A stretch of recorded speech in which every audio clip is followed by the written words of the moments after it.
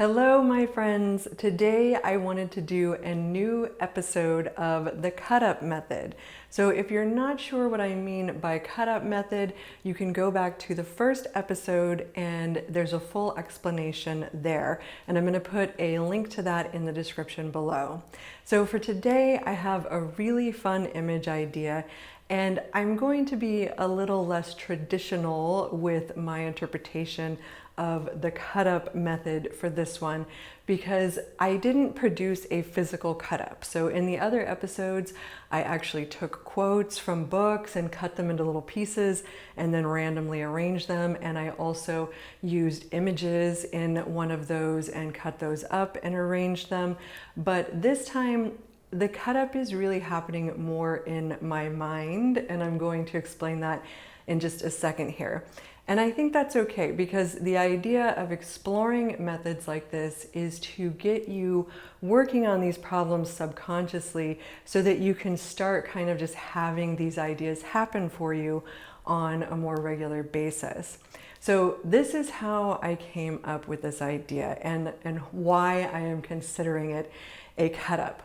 So first of all, I rewatched a film called Mirror by Andrei Tarkovsky recently. So if you haven't seen any Tarkovsky films, you should definitely check him out.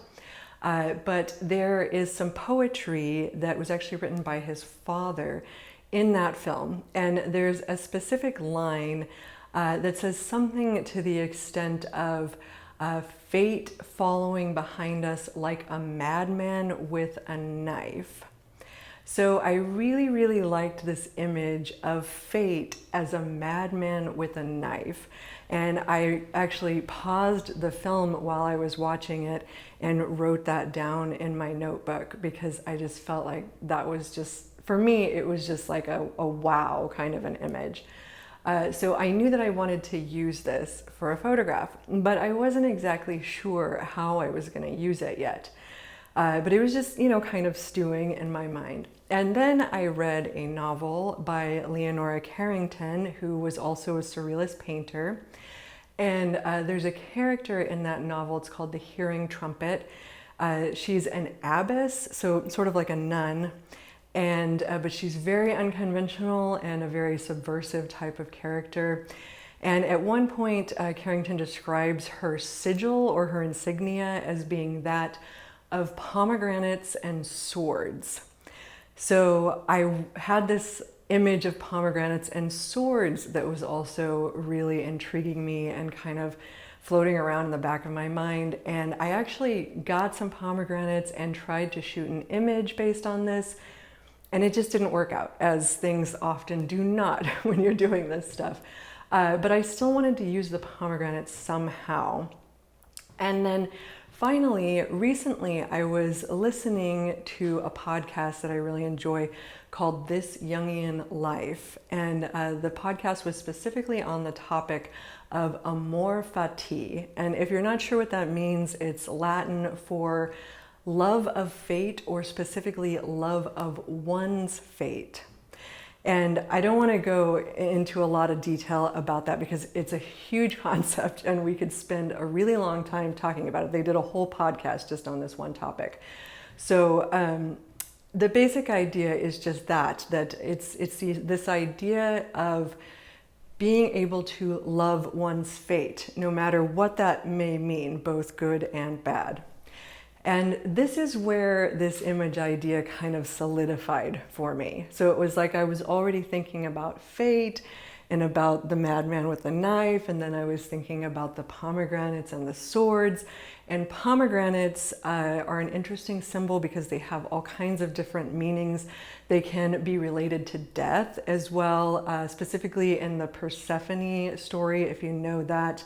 When she is taken to the underworld by Hades, who she marries, he gives her a pomegranate to eat. So there's this sense that the pomegranate is related to death. The juice from the pomegranate looks a lot like blood. So all of this kind of came together for me all of a sudden, and it just clicked, and now I have an image idea. So the idea is essentially I want to kind of make the image look like an old Renaissance painting, which is frequently the style that I kind of do for my surrealist images is I kind of look to the lighting of those old Renaissance paintings like a Caravaggio, or even sometimes like a Leonardo da Vinci or something like that, to give me inspiration for how to set these up.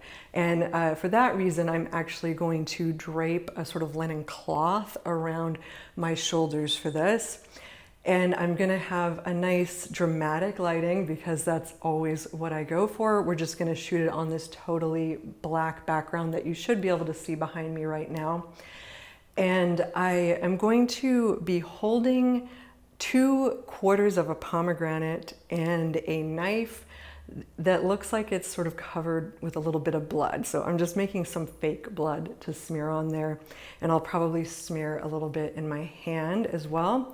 And then I want it to appear as though there's a hand reaching from behind me and covering my eyes, which will probably be my own hand. But I don't want to just hold my hand over my eyes in the image. I'm actually going to edit this in afterwards by shooting a separate shot because I really want the arm to look like it's coming from behind me. And I'm not going to be able to replicate that with my own arm in a single shot. So that is essentially my image idea, and it is inspired by all of these things that we already talked about. So let's go ahead and shoot this image, and then we can talk some more about how it all came out and how these things relate to one another. So I'm ready to shoot, and I just wanted to really quickly let you know how I'm lighting this. So it's super simple. As I said, I'm going to be on a black background because I just want it totally dark. And I'm going to be sitting on this stool right here. I have my light directly out in front of me, and I have a round 36-inch softbox on that. And that's it. That's the only lighting source I'm going to have for the scene. It's going to make a very soft light, but this is a parabolic softbox, so it will be a little more directional than it would be with a different softbox or a more traditional softbox. And it'll just give me a nice dramatic lighting, but still a fairly even lighting at the same time because I just have it kind of right out in front. So we'll make sure that we can see all the little details that I'm including in this scene. And that is it. I have my camera set up and we're ready to go ahead and shoot.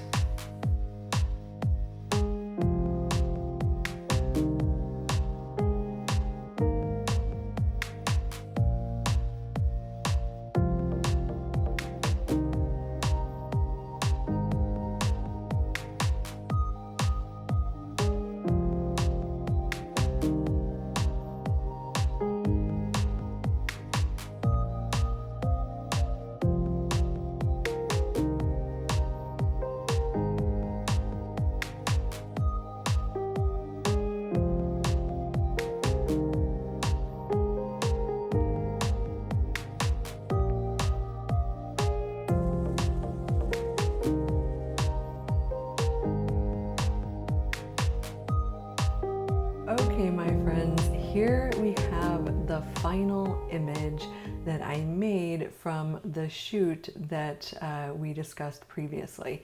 So I'm just going to give you a quick breakdown of how I edited this image. So let's go all the way back to the beginning. So this is the image that I chose from the shoot that you watched me doing. And so this part is very simple because I'm not adding a whole lot here. A lot of what's involved in this image is already contained in the base image that I have here. So what I did first was I went ahead and added the hand.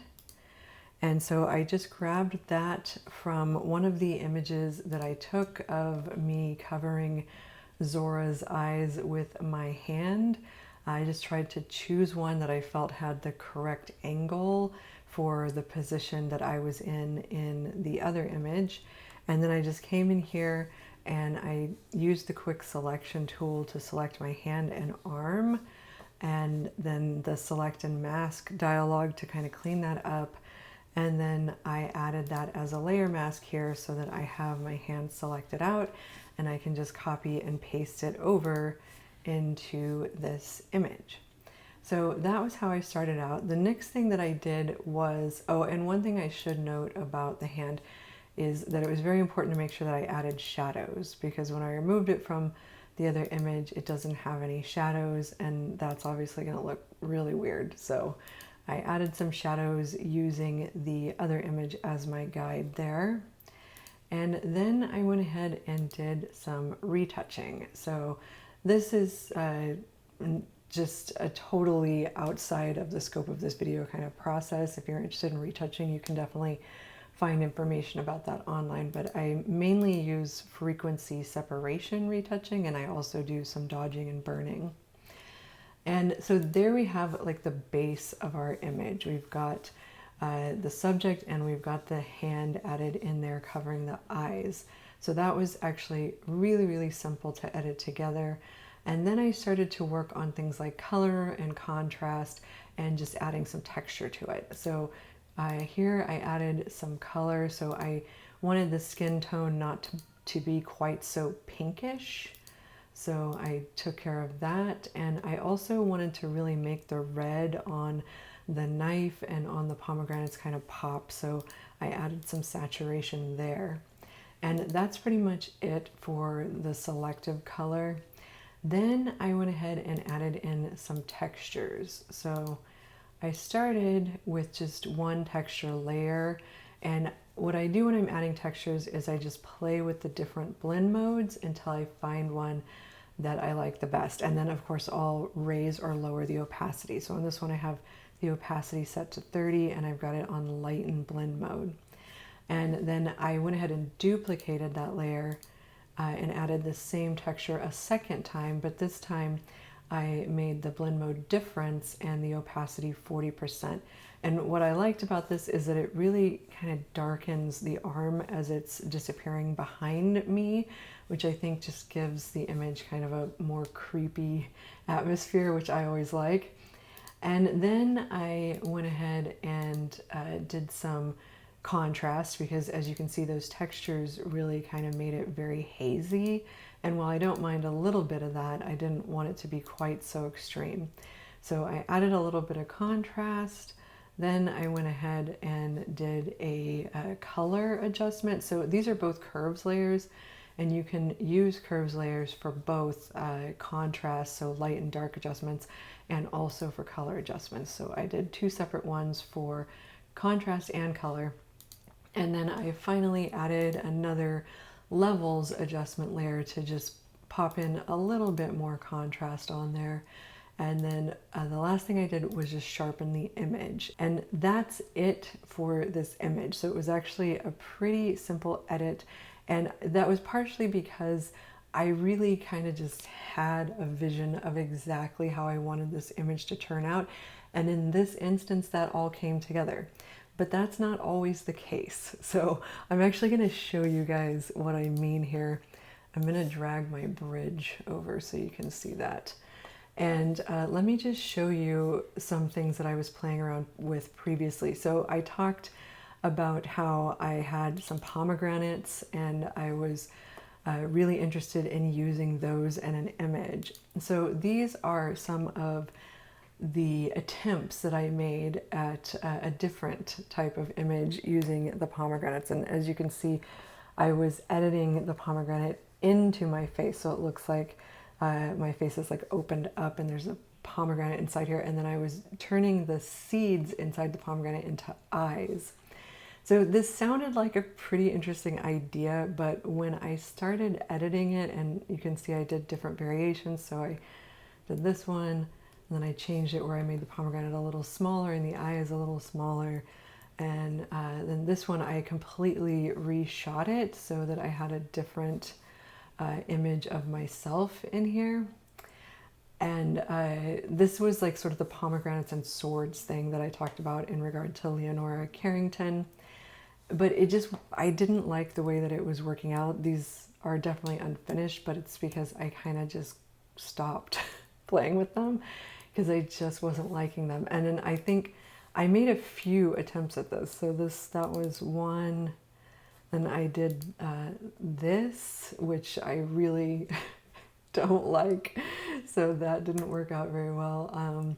I think I had, this is the same image just cropped in from those other ones we were looking at. And did I even do like a third one? I think I started working on a third one, but I just didn't even really get anywhere with this one at all. So you can see that I think it's important to remember that this sort of failing is a part of the whole process. And when we're talking specifically about the cut-up method, I think it's important to remember that the idea is not to necessarily get you to a point where you're going to create like some beautiful, perfect, amazing piece of art just right out the gate. The idea is to get the thoughts flowing, get the subconscious mind working on these problems that you're presenting to yourself so that you can develop them over probably multiple attempts into something that actually works. And now that we do have this final image, I'm going to go ahead and do this full screen. I think that it works really well. I'm super happy with the way that it came out. I think that the symbolism all fits together quite nicely, and that it's just a very beautiful image. The lighting is very beautiful, and just adding that texture gives it a little bit of that look of like an old sort of messed up painting or something like that, that I think is interesting.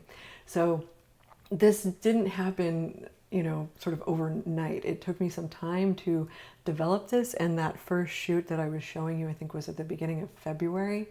So I've really kind of been working on this idea for over a month, and I only just finally figured out how to make it work. So I just wanted to give you guys a little insight into this overall process, and I hope that you enjoyed following along with me, and I will see you all in the next video.